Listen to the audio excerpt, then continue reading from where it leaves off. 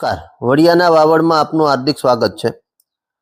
ખેડૂતોની બમણી આવક કરવાના બણગા ફૂંકતા નેતાઓ અને સરકાર, સાંભળો આ ખેડૂતોની વેદના। આમ તો ખેતી ક્ષેત્રની અંદર જે ખેતીના પાક ઉત્પન્ન થાય છે તેમાંથી ગરીબોની કસ્તુરી ગણાતી ડુંગળી દેશની છેવાડાના વ્યક્તિ માટેની જરૂરિયાત બનતી હોય છે, તો એનું ઉત્પાદન તો ખેતી ક્ષેત્રમાં થતું હોય છે। ત્યારે બંને બાજુ બેલેન્સ કરવું એ સરકારની જવાબદારી છે। લોકોને સસ્તા ભાવે ડુંગળી પ્રાપ્ત થાય એ જરૂરી છે, પરંતુ ખેડૂતોને એના પોષણક્ષમ ભાવ પ્રાપ્ત થાય એ પણ ખૂબ જરૂરી છે। ત્યારે એક બાજુ સરકાર એવું કહે છે કે ભાઈ ખેડૂતોની આવક અમે બમણી કરી દઈશું, પરંતુ આ ખેડૂતોની આવક બમણી કરવાના બણગા ફૂંકતા નેતાઓ આ ખેડૂતોની વેદના સાંભળો। ગરીબોની કસ્તુરી ખેડૂતોને હાલ રડાવી રહી છે। જગતનો તાત એવો અન્નદાતાનું કોઈ તો સાંભળો। એ અત્યારે ડુંગળી વાવી અને મુશ્કેલીમાં સપડાયો છે।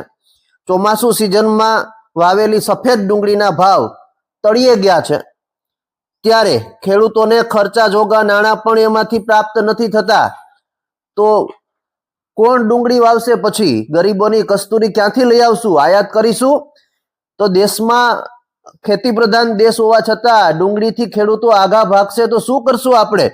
ત્યારે આ બાબતે એક ખેડૂતનો સંપર્ક કર્યો હતો મેં, અને વડિયાના વાવડના માધ્યમથી એનો અવાજ બનવાનો પ્રયત્ન કર્યો છે કે ભાઈ તમે જે ડુંગળીનું વાવેતર કર્યું હતું તેમાં કેટલો ખર્ચ થયો છે અને હાલ એના શું ભાવ તમને પ્રાપ્ત થઈ રહ્યા છે, શું નફો અને શું નુકસાન છે?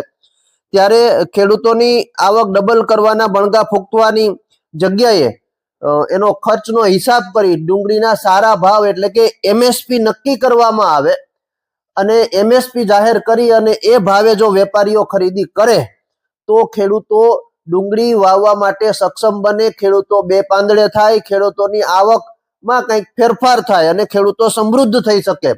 તો શું કહી રહ્યા છે વડિયાના ડુંગળી પકવતા ખેડૂતો, એને આજે સાંભળવા છે। અને એ ડુંગળી લણવાનું કામ પણ આજે ચાલુ છે, અને એ ગોંડલ માર્કેટિંગ યાર્ડમાં વેચવા માટે જવાનું પણ કામ ચાલુ છે। પરંતુ એ ખેડૂતની વેદના એવી હતી કે આ ડુંગળી વાવવાથી અમને નુકસાની થઈ છે, જેટલો ખર્ચ થયો છે એટલી આવક પ્રાપ્ત થઈ શકે તેમ નથી। તો ડુંગળીના તળિયાના ટેકાના MSP minimum support price MSP ભાવ નક્કી કરી અને એ જ ભાવે ડુંગળી ખરીદાય તો ખેડૂતોને પોષણક્ષમ ભાવ પ્રાપ્ત થાય, એ કરવું ખૂબ